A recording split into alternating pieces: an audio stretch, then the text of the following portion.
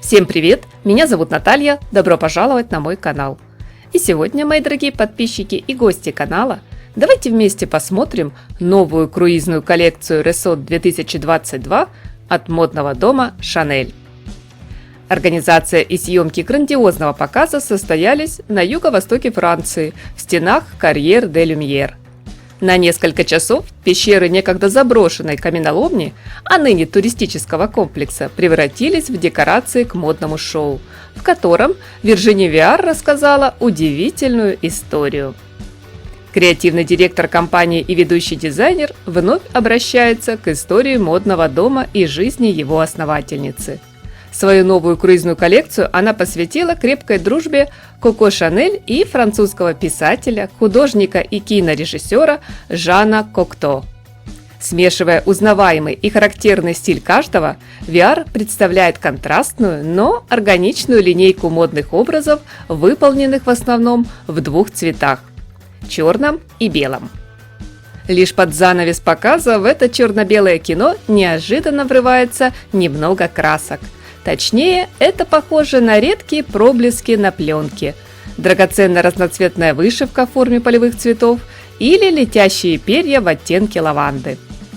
В мудборде у дизайнера трогательные и немного сумасбродные письма Кокто к Габриэль, в которых он раскрывает свои чувства к мадемуазель. Фирменная подпись драматурга, небрежно нарисованная звезда, венчала сет-дизайн шоу. Свидетельство дружбы двух гениев, а также кадры из фильма «Маэстро. Завещание Орфея» легли в основу новой круизной коллекции Chanel.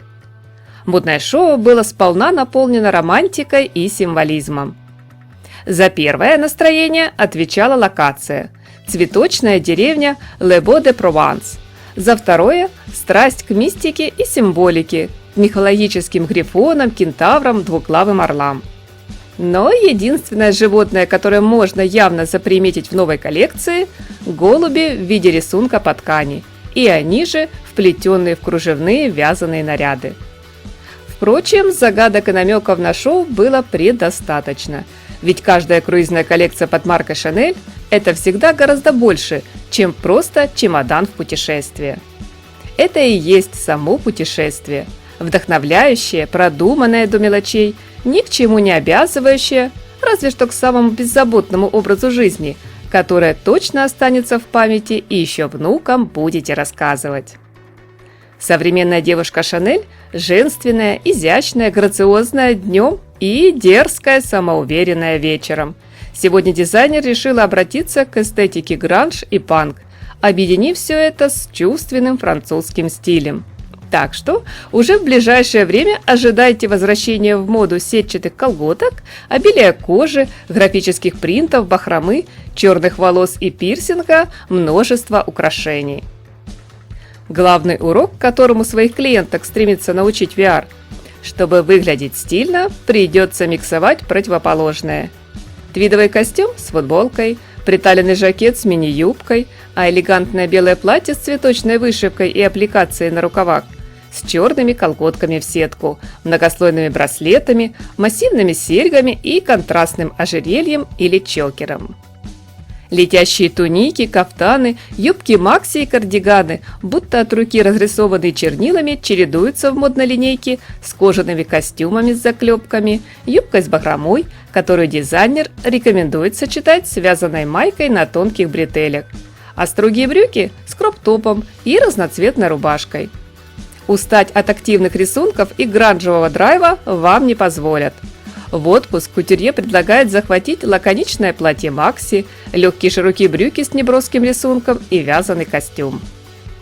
А если ради модного микротренда в виде пирсинга на лица вы не готовы прокалывать губу, подбородок, бровь или нос, то вам вполне подойдут серьги-обманки, кафы и другие фейковые украшения.